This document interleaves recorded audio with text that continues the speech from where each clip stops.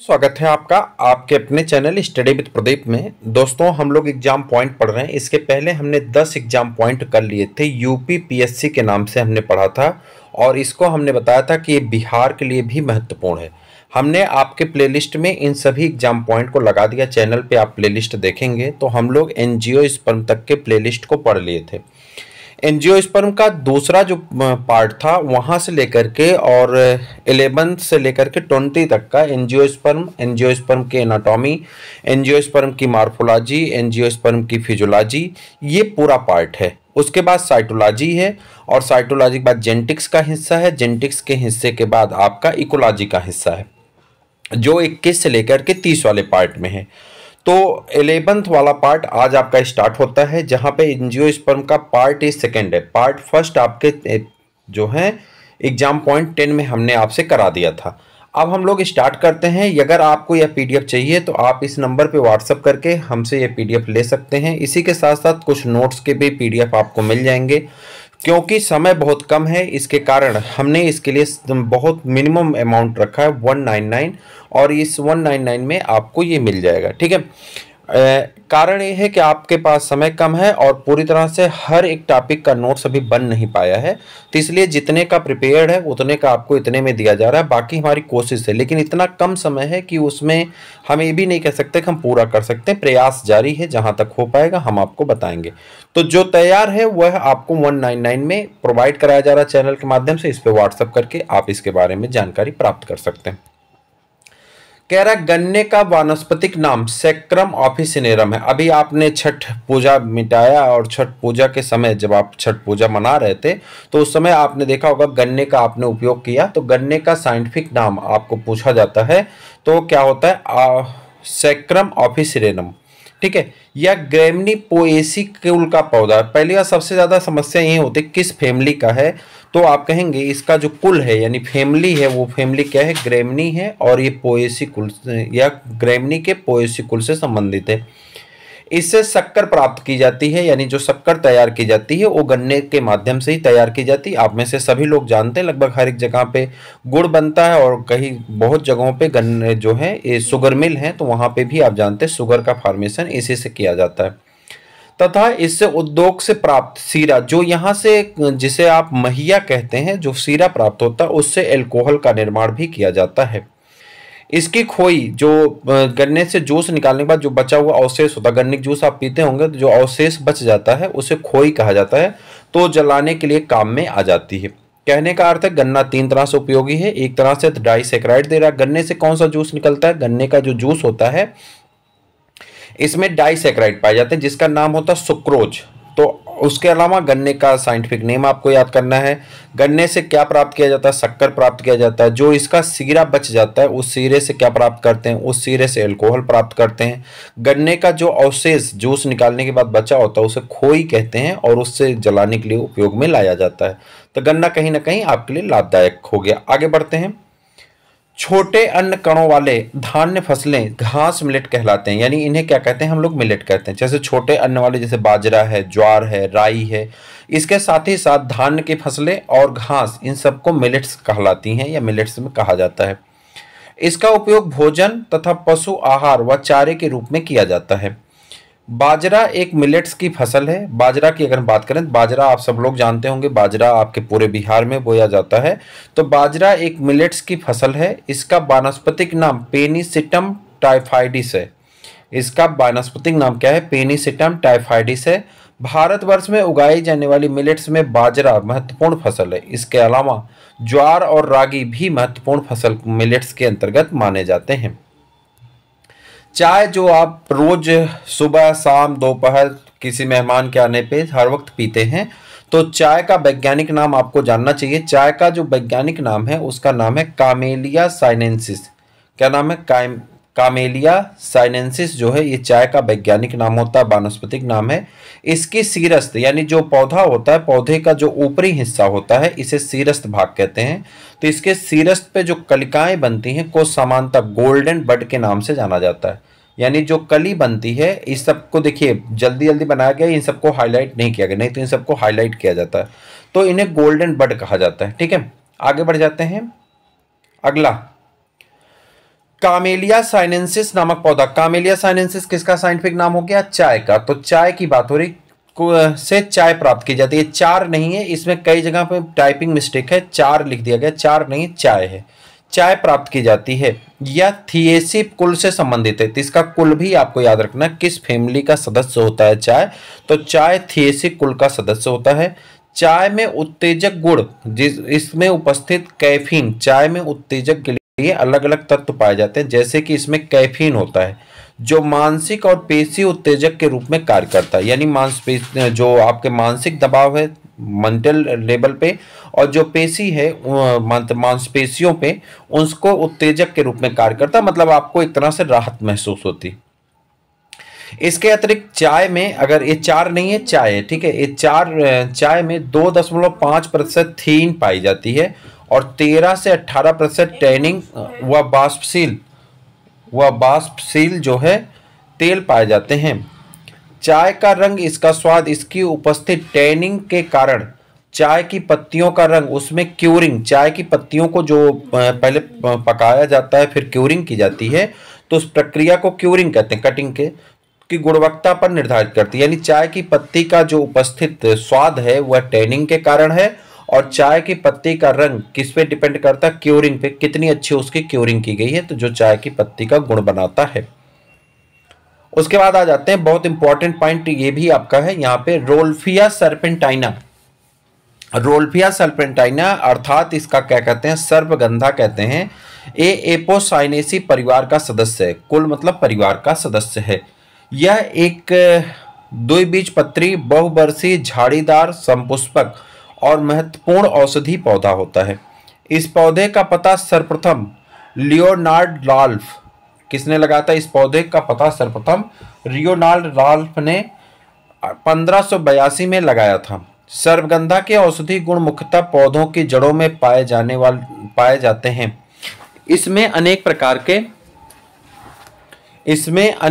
क्षार पाए जाते हैं। इसमें अनेक क्षार पाए जाते हैं जिससे रेस्पिरिन सबसे महत्वपूर्ण होता है। इनकी जड़ों में क्षार के अतिरिक्त अनेक कार्बनिक पदार्थ व खनिज लवण पाए जाते हैं।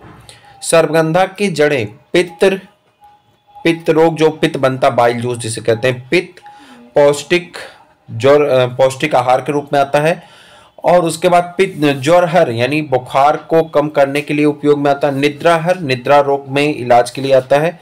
गर्भाशय उत्तेजक यानी गर्भाशय की उत्तेजना तथा विषहर और जहर को कम करने के लिए इसका उपयोग किया जाता है। यानी दवाइयां बनाने में इसका बहुत उपयोग। आप कोई टॉनिक उठा करके देखिए, खास करके जो फीमेल के लिए आती हैं, तो उसको देखेंगे तो उसमें सर्पगंधा या इसका वैज्ञानिक नाम लिख करके जरूर लिखा गया होगा, जो साइड में इंग्रेडिएंट लिखे रहते हैं, तो उसमें सर्पगंधा महत्वपूर्ण अंग के रूप में जाना जाता है।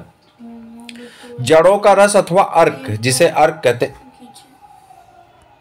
आवाज टकरा, जड़ों का रस अथवा अर्क उच्च रक्तदाब, कह रहा है कि इसके जड़ों से जो जूस निकाला जाता है। आप सोच लीजिए कितनी दवाइयों का काम कर रहा है। एक तो पित्त को कम कर रहा है, पौष्टिक आहार के रूप में उपयोग में आ रहा है, बुखार को कम कर रहा है, निद्राकार यानी निद्रा को भी कम करने का काम कर रहा है, गर्भाशय उत्तेजक, गर्भाशय की उत्तेजना के लिए काम कर रहा है, और विषहर यानी विष जो होते हैं उसको भी कम करता है। इतना ही नहीं, जड़ों से निकलने वाला रस जो है उसे अर्क कहते हैं। उच्च रक्तचाप और हाइपरटेंशन, यानी जो आपका हाइपरटेंशन होता है यानी बीपी बढ़ जाती है, की बहुमूल्य औषधि के रूप में जाना जाता है। यह किस रोग में उपचार में आएगा? हिस्टीरिया के रोग में उपचार आएगा, मिर्गी के रूप में उपचार में आता है, घबराहट होती तब उपचार में लाया जाता है, मासिक असंतुलन यानी मानसिक जब असंतुलन होता है तो उस समय उपयोग में लाता है, पागलपन के लिए उपयोग में आता है, अनिद्रा जब नींद नहीं आती तो उसके लिए उपयोग में लाया जाता, आदि रोगों के उपचार में इसका प्रयोग करते हैं।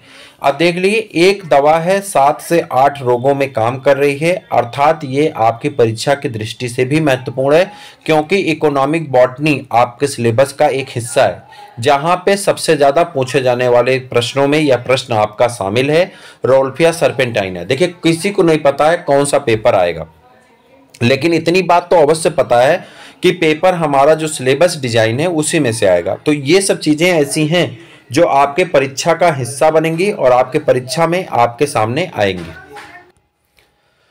क्रोकस सेटाइबस, क्रोकस सेटाइबस का साधारण नाम क्रोकस सेटाइबस का साधारण नाम क्या है? केसर है। यह एरिडेसी कुल का संबंध रखता है, एरिडेसी कुल का पौधा है। यह पौधे के पुष्प के सूखे हुए स्टिग्मा तथा स्टाइल के ऊपरी भाग से प्राप्त किया जाता है। केसर वही केसर है जो आप प्रचार में देखते होंगे, बोले जुआ केसरी, ठीक है, वही वाला केसर है। तो यह केसर कहाँ मिलता? कश्मीर में पैदा होता। क्रोकस सेटाइबस नामक पौधा है और इस पौधे का साधारण नाम केसर है। जनरल भाषा में हम लोग क्या कहते हैं? केसर कहते हैं। यह एरिडेसी कुल से संबंधित पौधा है। यह पौधे के पुष्प के सूखे हुए स्टिग्मा तथा स्टाइल की ऊपरी भाग से प्राप्त किया जाता है। इसका उपयोग मुख्यतः मसालों के रूप में होता है। यह विश्व का सबसे कीमती मसाला होता है, सबसे महंगा मसाला केसर होता है। आगे अगली पॉइंट है, देखिए ये परीक्षा पॉइंट है और अलग अलग एग्जामों में इस तरह के प्रश्न आपसे पूछे गए हैं जिन्हें एक भाषा शैली के साथ उसकी कुछ व्याख्या के साथ जोड़ करके आपके बीच में रखा गया है।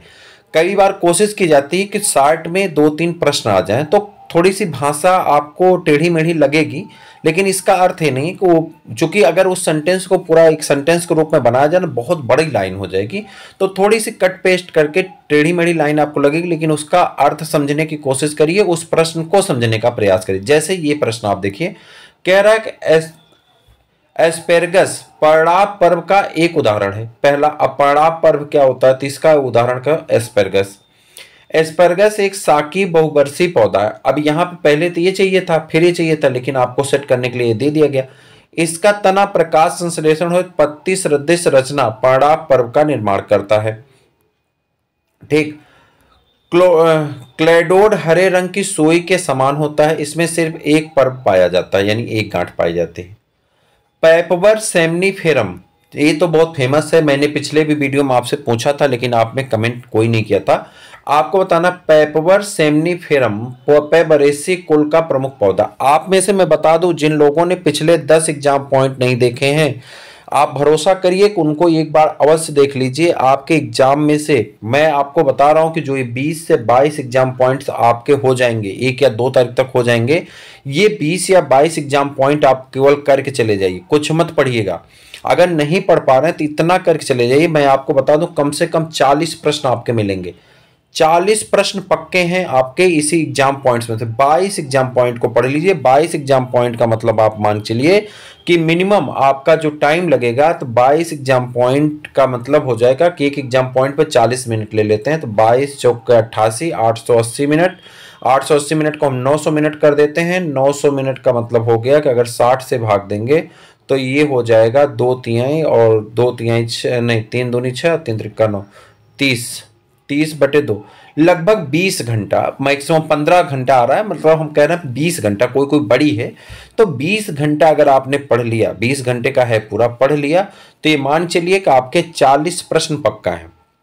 सिलेबस बहुत लंबी है, सिलेबस बहुत बड़ा है, आप भी जानते हैं, हम भी जान रहे हैं, लेकिन इसे जरूर पढ़ लीजिएगा। मेरे कहने से एक बार पढ़ लीजिए, आपका भला हो सकता है, मैं भरोसा दिला रहा हूं आपको।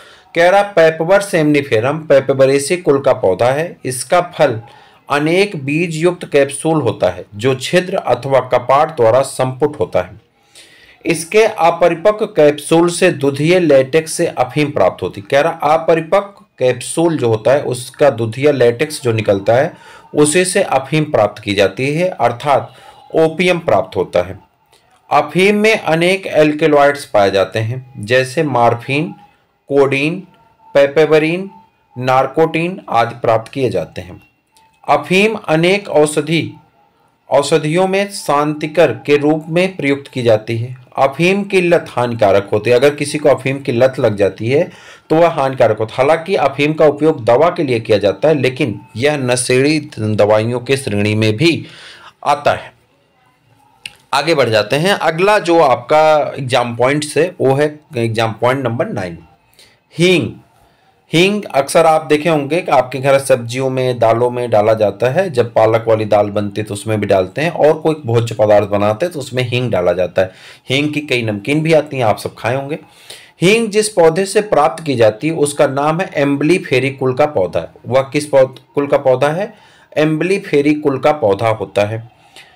फेरुला एस्फेटिडा, फेरुला एस्फोटिडा, फेरुला फोटिडा, फेरुला रूबिकालिस, ये 3 हैं। फेरुला एस्फेटिडा, फेरुला फोटिडा, फेरुला रूबिकालिस आदि से प्राप्त लेटेक्स को सुखाकर हींग प्राप्त किया जाता है। कह रहा है किसी को सुखा करके हींग प्राप्त किया जाता है। अम्बलीफेरी को एपिएसी कुल के नाम से भी जाना जाता है। अम्बलीफेरी को दूसरे भाषा में अगर कहें तो एपिएसी कुल के नाम से भी जाना जाता है। नियोसिया एक मृतोपजीवी पौधा है, यानी सेप्रोफाइटिक प्लांट है। इसे सामान्यतः बर्ड्स नेस्ट आर्चिड कहते हैं या आर्किड कहते हैं। आर्किड हिंदी में हम लोग कहते हैं, आर्चिड इंग्लिश में लिखा जाता है। यह ह्यूमस युक्त मृदा में उत्पन्न होता है। मृतोपजीवी मतलब ऐसे पौधे जो मृत जीव जंतुओं वनस्पतियों के ऊपर अपना जीवन आश्रित करते हैं, ऐसे प्राणियों को मृतोपजीवी कहा जाता है। यह ह्यूमस युक्त मृदा से उत्पन्न होते हैं। इसमें राइजोम के नीचे की जड़ें निकलती हैं जो माइकोराइजा से संयुक्त होती हैं। इस प्रकार से कवक से अपना भोजन अवशोषित कर लेते हैं। इसमें वायवीय तने भूरी स्केल लगी होती है। वायवीय तनों पे क्या लगी होती है? भूरी स्केल लगी होती हैं। टेरिडोफाइट्स में पत्तियां सामान्यतः बड़े आकार की होती हैं। टेरिडोफाइट्स की जो पत्तियां होती हैं सामान्यतः बड़े आकार की होती हैं, जिन्हें पर्णाभ कहते हैं। ये पर्णाभ काफी आकर्षित दिखाई देते हैं, जिस कारण फर्न को सजावटी पौधों के रूप में लगाते हैं। ये पत्तियां संयुक्त प्रकार की होती हैं। जालिकावत शिराविन्यास, जालिकावत शिराविन्यास मुख्य रूप से द्विबीजपत्री पौधों में पाया जाता है। इस प्रकार के विन्यास में पत्तियां, जालिकावत क्या होता है कि आपकी पत्ती है, इसमें मिड बेन जाती हैं, इसमें से छोटी छोटी बेन और निकलती हैं। इन्हीं बेन के सहारे से कई बेन बन जाती हैं, जिन्हें हम लोग क्या कहते हैं? जालिकावत शिराविन्यास कहते हैं। कह रहा है कि इस प्रकार के विन्यास में पत्तियों में लैमिला भाग में मुख्य सिरा बहुत ही शाखाओं में बटा होता है और एक जाल की तरह की संरचना बन जाती है। एक बीजपत्री पौधों में समांतर शिराविन्यास पाया जाता है, परंतु अपवाद स्वरूप यह कुछ द्विबीजपत्री पौधों में भी पाया जाता है। एस्टेरेसी कुल को कंपोजिटी कुल के नाम से भी जाना जाता है। एस्टेरेसी कुल को कंपोजिटी कुल के नाम से भी जाना जाता है। इनके पुष्प सामान्यतः पंचतई जायगोपरिक होते हैं। इन्हें जायांग द्वयंडपी व युक्तांडपी होते हैं, जबकि अंडाशय अधोवर्ती एक कोष्ठी आधारी बीजांड विन्यास प्रदर्शित करते हैं। वर्तिका सरल और द्विपालित होती है। इनमें पुष्प में सामान्यतः कोरस्पर्शी पुष्पदल विन्यास पाया जाता है। पैपस बाह्य दल पुंज का रूपांतरण होता है। जब बाह्य दल रोम युक्त संरचना से रूपांतरित हो जाते हैं तो इन्हें रोम पुच्छ या पैपस कहते हैं। यह सूरजमुखी, माइकोनिया आदि में पाया जाता है। कपास मालवेसी कुल का पौधा है। कपास को गॉसिपियम भी कहा जाता है। इनके बीज घने रोमों में ढके होते हैं, जो कपास का मुख्य स्रोत है। इनके बीजों से तेल प्राप्त होता है, जो खाना पकाने, साबुन बनाने, वर्निश आदि के काम में आता है। खली में प्रचुर मात्रा में प्रोटीन होता है, जो पशुओं आहार के रूप में उपयोगी होती है। रुई या काटन कपास के पौधे के बीज की सतह से प्राप्त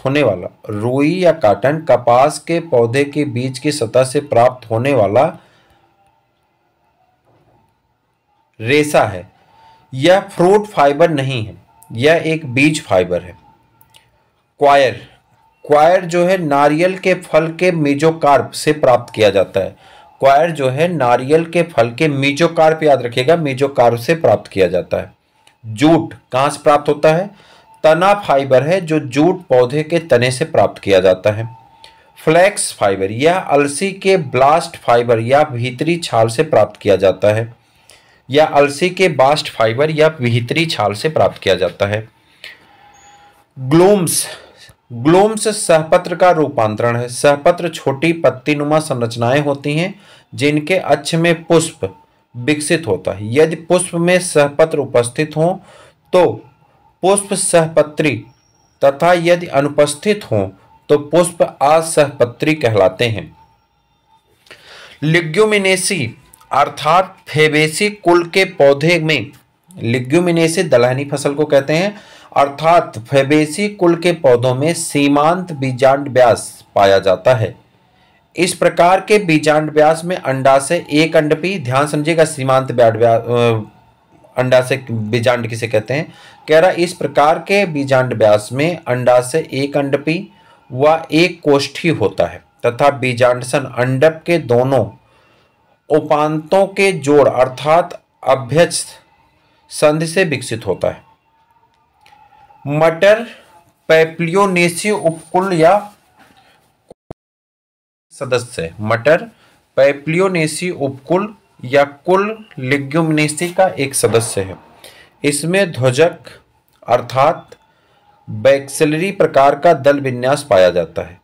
मटर के दलपुंज में 5 दलपत्र होते हैं जो असमान होते हैं।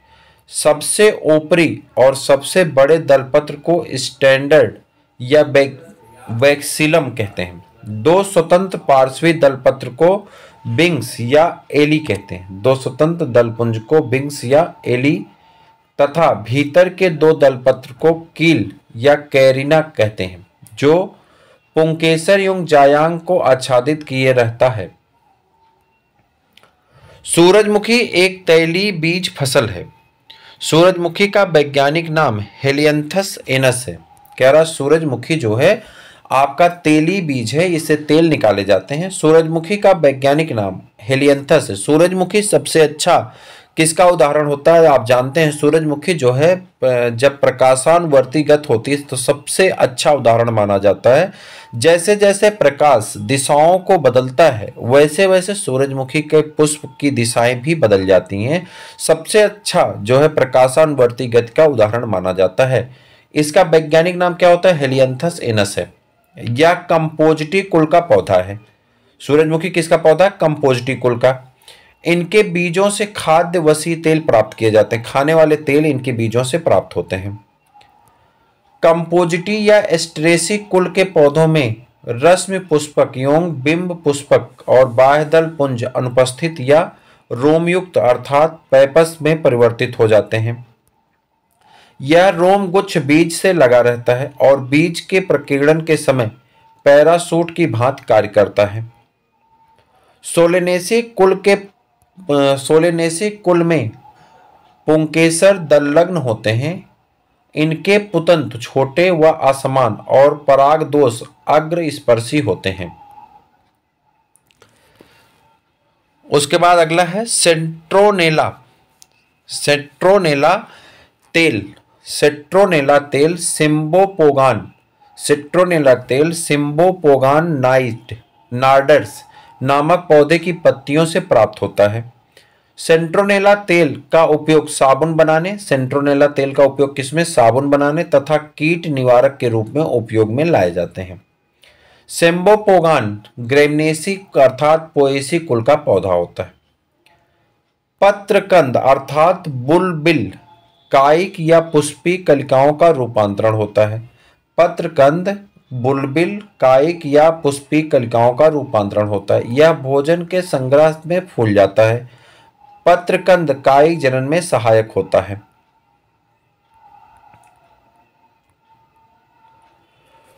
पुंकेसरों की युक्त परागकोशी अवस्था एस्ट्रेसी अर्थात कंपोजिटी कुल के पौधों में पाई जाती है। पुंकेसरों की युक्त परागकोशी अवस्था एस्ट्रेसी अर्थात कंपोजिटी कुल के पौधों में पाई जाती है। इनके पुमंग युक्त कोशी या दलग्न पुंकेसरों से निर्मित होते हैं। इनमें परागकोश द्विकोष्ठी अंतर्मुखी व अनुदैर्घ्य संपुटिक होते हैं तथा बीजांड न्यास आधारी होते हैं। सायंथम पुष्पक्रम यूफॉर्बिएसी कुल का लक्षण है। यह यूफॉर्बिएसी की अनेक जातियों में पाई जाती है। इसमें कटोरे की आकृति का एक सहपत्र चक्र होता है जो सहपत्रों के आपस में जुड़ने से बनता है। इसकी बाहरी सतह पर मकरंद ग्रंथियां पाई जाती हैं, जिनके बीज में एक मादा पुष्प तथा इसके चारों ओर एक तंतु की पुंकेसर द्वारा प्रदर्शित अनेक नर पुष्प होते हैं।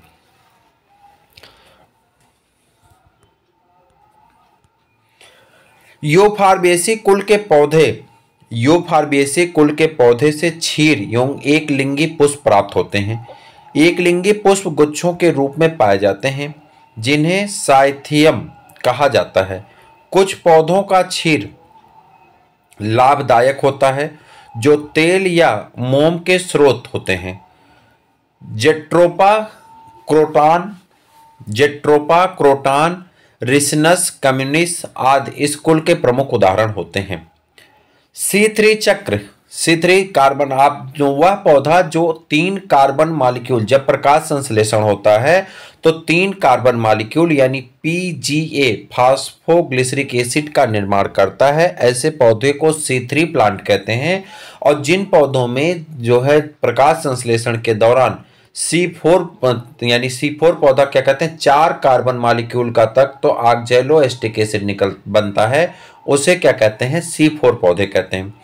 C3 पौधे जो है C चक्र यानी 3 चक्र केल्विन चक्र कहलाता है, केल्विन बेंसन चक्र के नाम से जानते हैं। C4 चक्र या कैम चक्र अर्थात प्रकाश संश्लेषण की जैव संश्लेषण अवस्था या डार्क रिएक्शन से संबंधित है। इन चक्रों का कोई वर्गीकरण संबंधी महत्व नहीं है, क्योंकि एक ही कुल के अलग अलग पौधों में अलग अलग चक्र पाए जाते हैं। जैसे यूफॉर्बिया कैरोलेटा C3 पादप है, वहीं पे यूफॉर्बिया मैकुलेटा C4 पादप होते हैं। C4 पादप जो होता है ये हाई टेम्परेचर को टॉलरेट कर सकता है। सबसे अच्छा उदाहरण C4 पौधे का मक्का होता है, जो आपके एग्जाम में पूछा जाता है। ये दोनों जगह पूछा जाएगा, जीके में भी पूछा जाता है और ऐसे तो मान लीजिए विज्ञान में पूछा ही जाएगा। फाइकस अर्थात अंजीर में साइकोनस फल पाया जाता है। यह एक प्रकार का संग्रंथित फल है। ये हाइपोपेंथिडियम पुष्पक्रम से विकसित होते हैं। इस प्रकार के पुष्पक्रम में पुष्पाक्ष अथवा आशय एक गुदेदार तथा खोखली गुहा बना लेता है, जिसके ऊपर एक छिद्र बना होता है जो छोटे छोटे सल्कों से घिरा रहता है। इसमें नर साधारण मादा तथा गाल मादा नामक 3 पुष्प होते हैं। सिल्कुआ फल शुष्क फल है, जिसका निर्माण 2 संयुक्त अंडक से होता है। फल के मध्य में एक पट होती है। इस प्रकार के फल क्रूसीफेरी परिवार के सदस्य में पाया जाता है। उदाहरण है आपका सरसों। जब किसी फल की लंबाई चौड़ाई से कम होती है तो इस फल को सिल्कुला फल कहते हैं। सिल्कुला फल आप पूछ रहे थे, सिल्कुला फल क्या होता है? जब किसी फल की लंबाई उसकी चौड़ाई से कम होती तो उसे सिल्कुला फल कहते हैं। उदाहरण के तौर पे कोरोनोपस डिडाइमस एवं कैंडिड फट आदि। सिल्कुला फल के बीजों की संख्या अधिक, जबकि सिल्कुला फल में बीजों की संख्या कम होती है। सिल्कुआ और सिल्कुला 2 हैं। सिल्कुआ फल में बीजों की संख्या अधिक होती है, जबकि सिल्कुला फल में बीजों की संख्या कम होती है। ट्रिटिकम एक प्रकार का प्रमुख धान्य फसल है। इसे सामान्यतः गेहूं के नाम से जाना जाता है। यह विश्व की लगभग आधी आबादी का मुख्य भोजन है।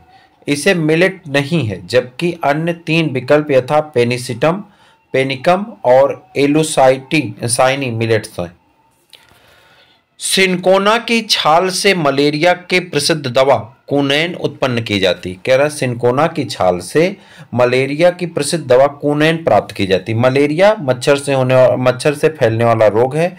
यह प्लाज्मोडियम द्वारा प्लाज्मोडियम बाइवेक्स यानी प्लाज्मोडियम प्रोटोजोआ है, इससे होने वाला रोग है।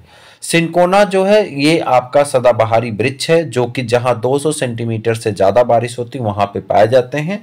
सिनकोना कैलिसाया, सिनकोना सेक्सिरूबा, सिक्सोना ऑफिसिनेल, सिक्सोना लेजरियाना से कुनैन प्राप्त किया जाता है, जिसका मलेरिया के उपचार में प्रयोग किया जाता है। कुनैन में ज्वारनाशक, मलेरिया रोधी तथा दर्द निवारक औषध के गुण विद्यमान है। सिनकोना रूबिएसी कुल का पौधा है। जिस पौधे से पैरा रबर प्राप्त होता है उसका वानस्पतिक नाम हेबिया ब्रेसिलेंसिस है। इसके वृक्ष में उत्पन्न लेटेक्स से उच्च कोटि का रबर प्राप्त होता है। यह यूफारबिएसी कुल का पौधा होता है। गाइनोस्टिजियम यौन परागपिंडों का निर्माण कैलोट्रोपिस के पुष्प का अभिन्न गुण है। इनमें पुमंग पांचों वर्तिकाग्र के साथ मिलकर गाइनोस्टिजियम नामक संरचना बनाते हैं तथा प्रत्येक पुंकेसर 2 परागपिंडों तथा उनके उपबंधनों द्वारा बना होता है। कैलोट्रोपिस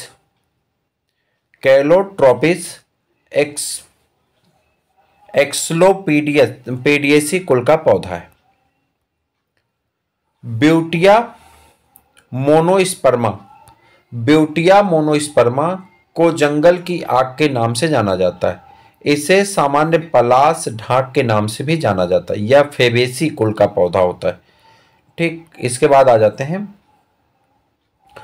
ये पुमंग लिखा गया है, ये बाद में कट जाता है, कभी कभी बार गलती हो जाती है। पुमंग की चतुर्दीर्घी अवस्था क्रूसीफेरी कुल की एक लाक्षणिक विशेषता है। इसमें पुमंग में 6 पृथक पुंकेसर होते हैं। बाहरी 2 पुंकेसर छोटे और पार्श्व स्थित पर, जबकि भीतरी 4 बड़े व अग्र पश्च स्थित पर होते हैं। पैसीफ्लोरा आदि बहुत से उपरिरोही पौधे से प्रतान के सहारे आगे बढ़ता है। टेंड्रिल पत्ती, तने, जड़ या इन भागों को रूपांतरण होते हैं। पैसीफ्लोरा में तना टेंड्रिल से रूपांतरित होता है और पाइसम, ग्लोरियोसा और लेथाइरस की पत्तियों के भाग टेंड्रिल में रूपांतरित होते हैं। कैप्रिडेसी कुल का सबसे महत्वपूर्ण गुण जायांगधर अर्थात गाइनोफोर की उपस्थिति है। कैप्रियस स्पाइनोसा तथा क्लिओम गाइनेड्रा इस कुल का मुख्य उदाहरण है। कृषकों द्वारा मुख्यतः लिग्युमिनेसी कुल के पौधों का उपयोग हरे खाद के रूप में किया जाता है। इन पौधों की पार्श्व जड़ों में ग्रंथियाएं पाई जाती हैं। इनमें नाइट्रोजन स्थिरीकारी जीवाणु जैसे कि राइजोबियम आदि पाए जाते हैं। इन जीवाणुओं में वायुमंडल की मुक्त नाइट्रोजन को पौधों के लिए उपयोगी नाइट्रोजन यौगिक में परिवर्तित करने की क्षमता होती है। जायांगधर पुष्प कंपोजिटी कुल में नहीं पाया जाता है। इस कुल में मुंडक, पुष्पक्रम, युक्ताकोशी परागकोश तथा सिप्सेला फल पाए जाते हैं, जिनके पुष्प प्रायः परिजायांगी होते हैं।